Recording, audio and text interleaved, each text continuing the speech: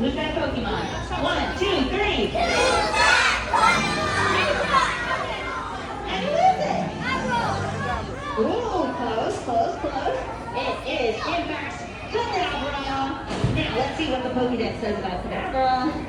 So, Kadabra holds a silver spoon in its hand. The spoon is used to amplify the aqua waves in its brain. Without the spoon, the Pokemon is said to be limited to half the usual amount of its telekinetic power. So, let's see if we can emulate Kadabra using some technology. We are going to use a human-to-human interface. I have it right over here, and it's a fun little device. Now for this, I'm going to need a volunteer. My friend right here, come on up. All right. Now I have our human-to-human right here, and I have 2 humans right here. So, are we missing anything? Yeah. What are we missing? The spoon. That's right, we're missing the spoon. We can't do it without it because then you'll only have half your psychic powers. So I have here the best spoon for you. Here you go, my friend. Alrighty. So now that you have the spoon, you're ready to be a psychic, right? Perfect. So this is what we're going to do. I am going to have you stick out this arm right here. Actually, come on over this way, my friend. Excellent. So what you're going to do is you're going to hold the spoon in that hand, and you're going to come closer and stick out this hand.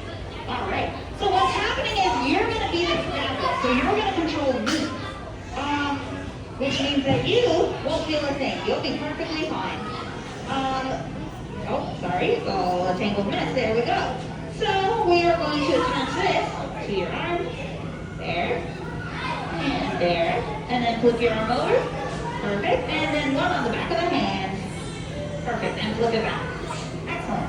So, assuming that I attach everything nice and tight, that should be good. Now, the next thing is to attach it to myself. These guys are going to watch us and judge us. Okay, so I'm going to attach these ends of the device to right here. This is called my ulnar nerve. That controls these 3 fingers on that hand. So remember, you're Kadabra, you're perfectly fine, you're going to control me. I should react to what my friend here is doing. Oh, and I think I never asked, what is your name, my friend?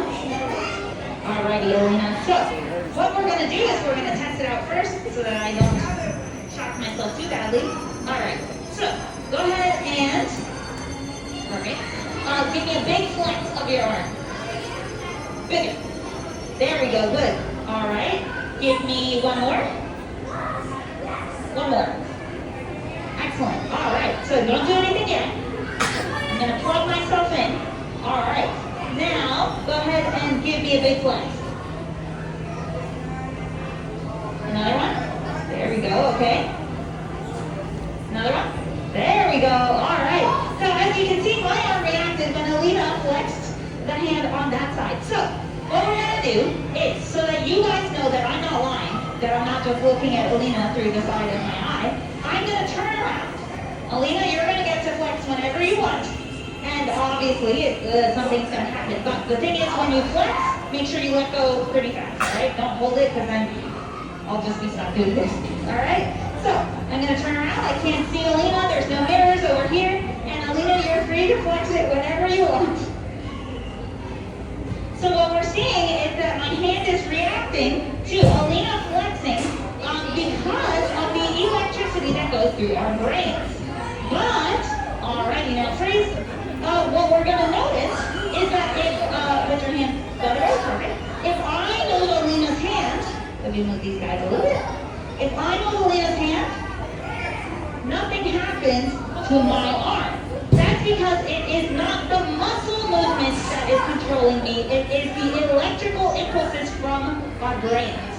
Pretty cool, right? Go ahead and give it one more. All right, and